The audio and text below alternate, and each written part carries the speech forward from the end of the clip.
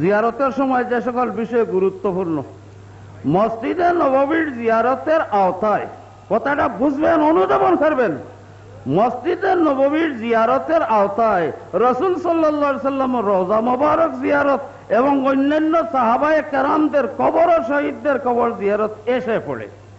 অর্থাৎ আপনার আসল কাজ হলো হজের পরে মসজিদে নববীর জিয়ারত করা। আর যখন মসজিদে নববীর জিয়ারতে আপনি যাবেন, তো রওজা শরীফ যেহেতু এখানে, তাই রসুলের জিয়ারত এসে পড়ে, তাই একটা জিয়ারত করে আসবেন। নাউযুবিল্লাহি মিন যালিক। মন মানসিকতা কি সুচতুর ভাবে! আমি তো বলি, বাংলাদেশ সরকারের বগলে হয়তো কোন রকম ওর ক্ষতিকর কোন ষড়যন্ত্রকারী ঢুকে পড়েছে, যারা এই ধর্ম মন্ত্রণালয়কে প্রভাবিত করে। না হয় বাংলাদেশ থেকে এরকম বই কোন সময় বাইরে আশা করতাম না। দুঃখ আমার সাহেব কিবলা ওই সময় অদূর প্রয়োজনে চলে গেছিলেন, আর ধর্মমন্ত্রী মহোদয় এসে গেলেন। না হয় আমি ফুলতলি সাহেব কিবলার কাছে নালিশ দিতাম ওনার তাগিদ দেওয়ার জন্য, যে ধর্ম মন্ত্রণালয়কে এইসব ষড়যন্ত্র থাকি আমি আমার মাহতারাম দোস্ত জনাব মৌলানা রুহুল আমিন সাহেবের খেদমতে বিশেষভাবে গুজারিশ করব, আপনারা এই মন মানসিকতা চেঞ্জ করার জন্য চেষ্টা করবেন। আলহামদুলিল্লাহ, আমার যা বলার ছিল বলে ফেলেছি। আমি এই দূর দূরান্ত থেকে আগত মাহতারাম কথা সবই না তকলিফ এই সভা থেকে একটা প্রস্তাব দিতেছি যে ধর্ম মন্ত্রণালয় থেকে যে বই ছাপা হয়েছে এটা ব্যান করা, এবং এই ফতোয়াদাতা যারা সরকারের পেটে কৃমি ঢুকে গেছে,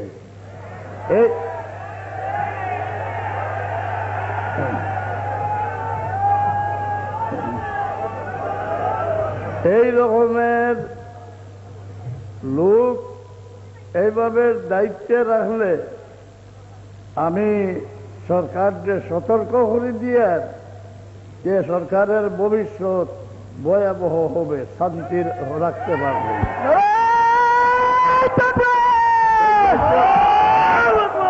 ইসলামের শত্রুরা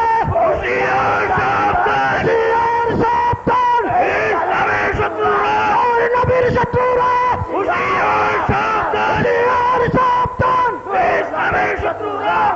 এই রকমের লোকরে পদত্যাগী সরাই দেওয়া দরকার কিনা?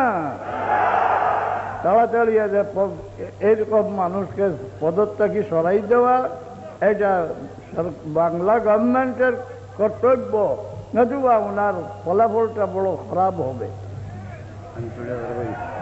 আমি দূর দূরান্ত থেকে আগত, বিশেষভাবে মিশর, কুয়েত এবং পাকিস্তান থেকে তশরিফ এনেছেন যে বুজুর্গান, তাদের খেদমতে মাজিরত পেশ করছি। খুসুসান हमारे महतरम डॉक्टर अल्लामा ताहिरुल कादिरी कायद महतरम के खिदमत में माजरत पेश करता हूँ। हमने उनको बहुत तकलीफ दी, इसमें शक नहीं है, लेकिन हम हमारे ईमानी जज्बात से, ईमानी जज्बात के मुजाहरा से इंशाअल्लाह उम्मीद है कि कादिरी साहब ने अगरचे तकलीफ उठाई लेकिन वो खुश हुए होंगे। हम माजरत खा है कि अल्लाह ताला वो अगर ज्यादा तकलीफ करे, हमारे ईमानी मामलात का इस्लाह हो जाए, तो ये भी उनके लिए जज़ाए खैर का एक सबब बन जाएगा। इसलिए मैं माजरत पेश करके खत्म करता हूँ।